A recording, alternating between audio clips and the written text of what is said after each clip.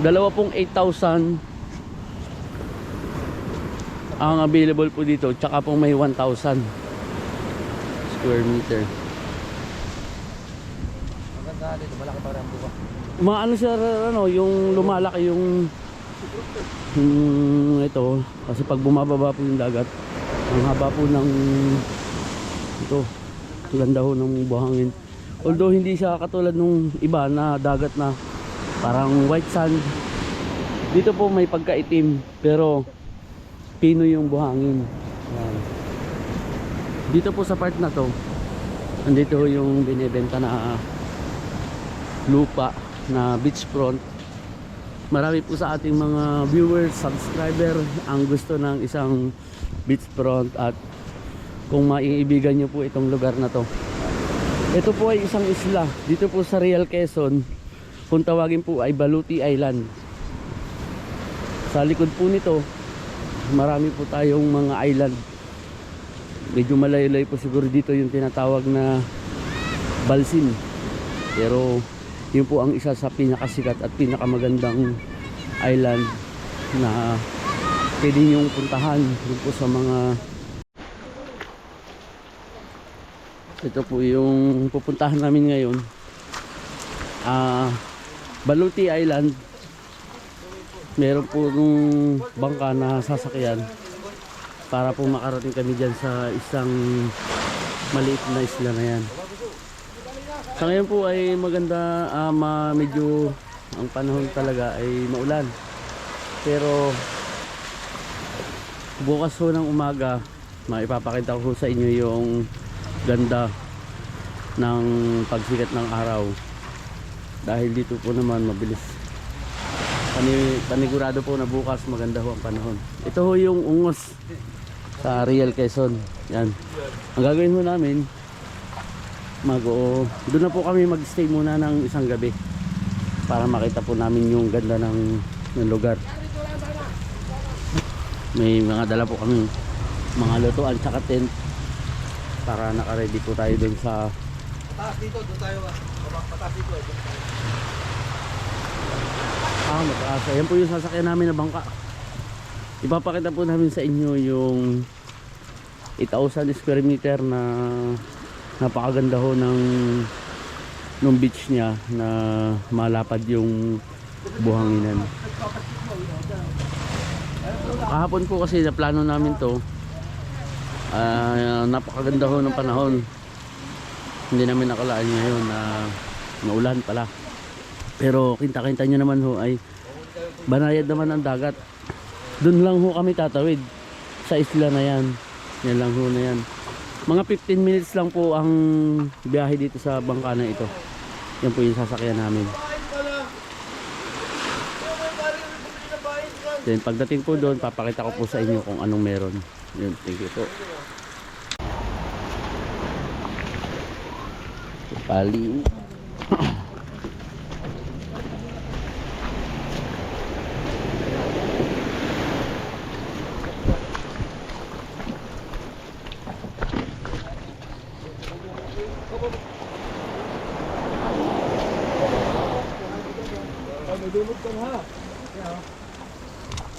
Di ba? Experience the vlogging.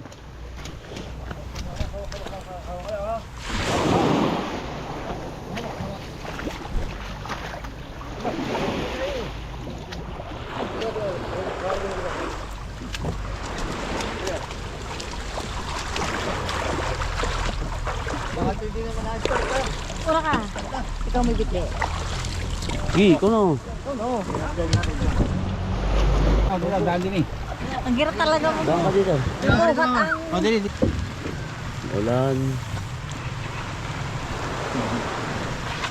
Ano kaya masisimad? 15 minutes na biyahe. Kami ngayon. Yan po yung barangay ng Ungos, Real Quezon. Punta po namin ang Baluti Island.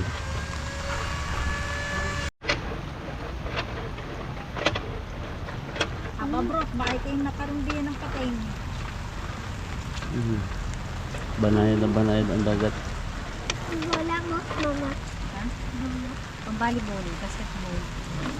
Boy. Ang panahon, limlim.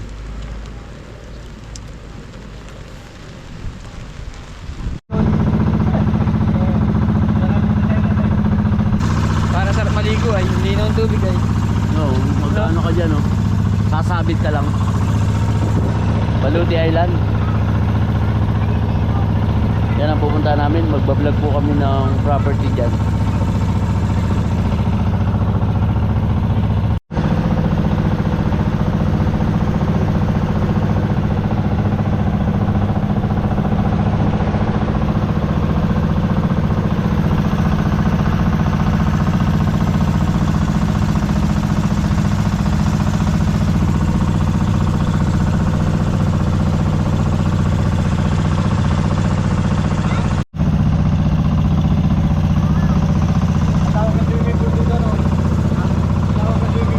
Iikot pala.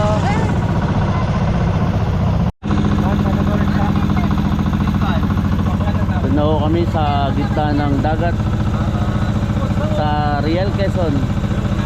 Doon po sa mga viewers, subscribers po natin na gusto po ng isla, meron po tayong iba-vlog ngayon dito sa parte ng Baluti Island.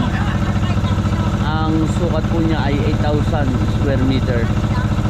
Napakaganda po nitong isla na to.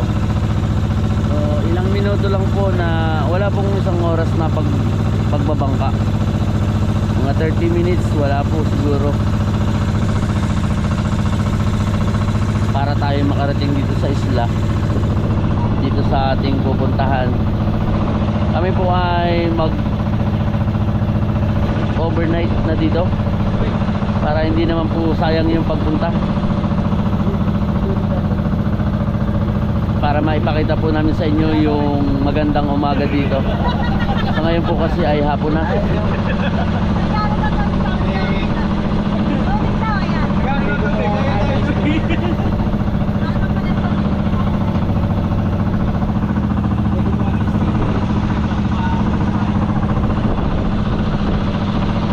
Yan, mamaya po pag malapit na kami dun sa isla, ibibidyo ko. Merong mga biscuits eh.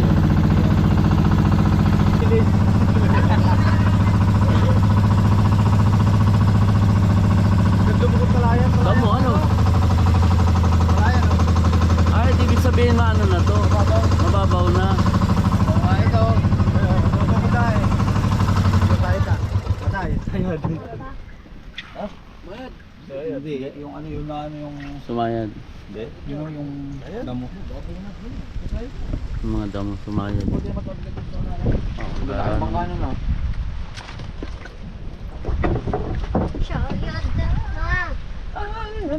Pala yun. Babae ba yung? Ayaw. Babae pa yun. Kaya pala hindi na makalapit kung bago na wala dito. Hindi sa nangyari yun. Mirland.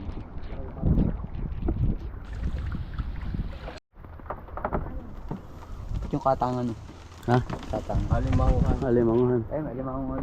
Papa, hindi na ba yung nagano yung isang bangka na yun? Kaya. Ito yung aming binabaan dito. Ano bro? Sana. Ano ba ito? Papayo kayo. Oh, papayo.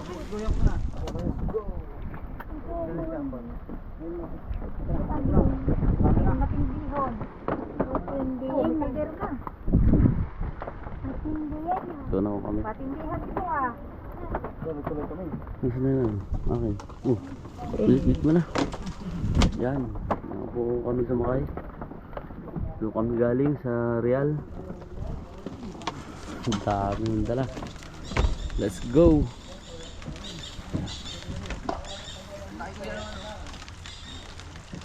Bumaong.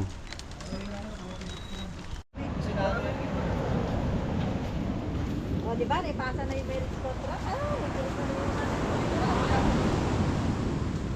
Andito. Ayan na. Pangit ko ba? Yung marriage. Hindi po.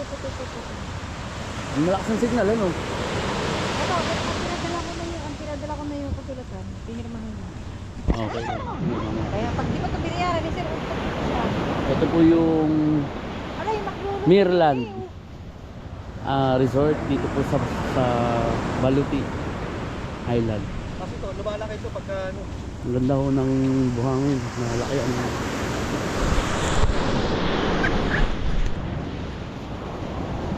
naulan-ulan.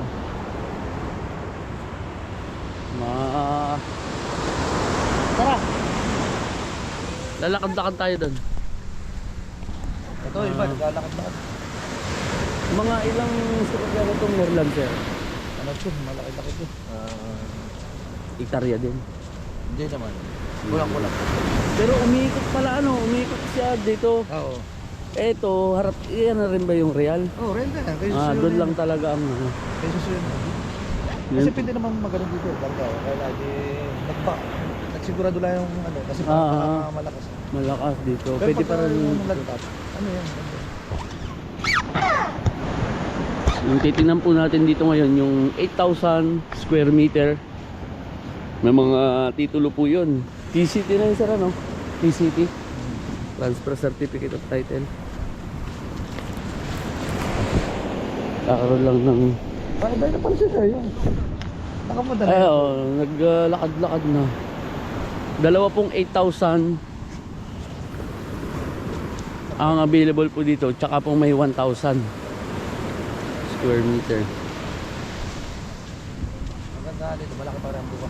Maano siya, ano, yung lumalaki yung ito, kasi pag bumababa po yung dagat, ang haba po ng ito, ganda ho ng buhangin. Although hindi siya katulad nung iba na dagat na parang white sand, dito po may pagkaitim pero pino yung buhangin. Ayan. Dito po sa part na to, andito yung binebenta na lupa na beachfront.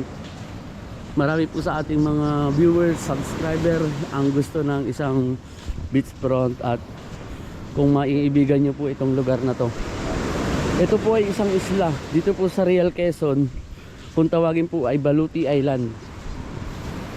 Sa likod po nito marami po tayong mga island. Medyo malayo-layo po siguro dito yung tinatawag na Balsin, pero yun po ang isa sa pinakasikat at pinakamagandang island na pwede nyong puntahan dun po sa mga tao na gusto ho mamasyal sa ganung lugar. Napaka-expensive naman po kasi ng kanilang mga accommodation, ano doon. Ito ho ay yan yung pinanggalingan po namin. Yan po yung Mirland na resort na sa ngayon po diyan kami mag-stay overnight para bukas po ng umaga maipakita ko rin po sa inyo to. I-confirm ko po ang presyuhan ng property na to, pero sa tingin ko ay magiging affordable. Depende ho sa mga taong naghahanap ng ganito kagandang lugar, yung nasa isla kayo. Pero meron ho akong idea, sinabi sa akin ni sir, kasi siya po yung merong ATS sa seller, direct niyang kausap, at siya po ay isa sa nagsisilbi sa isang punong bayan ng Real Quezon. Kaya po trusted siya ng ating seller. Ang asking price po nito ay 1.3, pero pag nakita nyo po ang lugar at magkaroon ng final na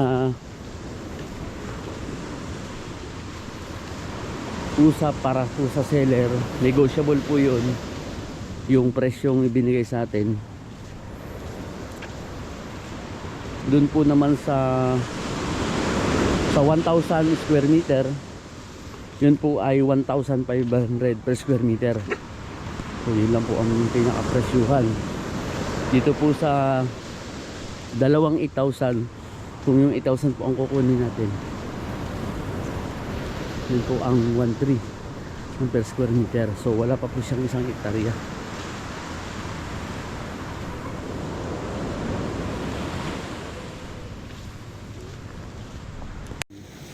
Yun po, ito na yung ating property. Ngayon po, ang ma-info ko lang po sa inyo na meron pong mga existing na resort dito sa lugar na to. Yung pong tinatawag na Mirland Resort, yung pag-i-stayhan namin ngayon. At dito po merong Ramirez Resort, tsaka po yung Duyan Resort sa unahan po nito. Ngayon po dito sa part na to, ito ho yung available na 8,000. Dalawa siyang 8,000 square meter at meron pong 1,000 square meter sa part po doon. Kung gusto niyo po ng mas malaki, yung isang 8,000 po ang kunin niyo. Kung gusto niyo po ng mas malaki pa sa 8,000, yung dalawang 8,000 po ang kunin ninyo. Mas makaka-discount po tayo doon. Yun lang po. Bukas po ng umaga, mag-enjoy lang po muna dito. Papakita ko yung kung anong meron dito.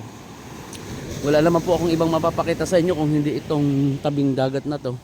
Kasi sa part po na to ay maraming mga punong kahoy. Pero alam ko po na yan, maganda rin yan, kapatagan. May mga ilang mga niyugan daw po dyan. Diyan na ho tayo magbibuild ng ating resort, siyempre. O inyo pong pansariling bakasyonan, kahit hindi resort. Lalo po doon sa mga nakakapanood sa atin dyan sa abroad. So, ito po ngayon, Baluti Island. Napakagandang lugar para gawin nating bakasyonan, investment nyo doon sa mga naghahanap po ng ganitong kagandang lugar na makakapag-relax po kayo.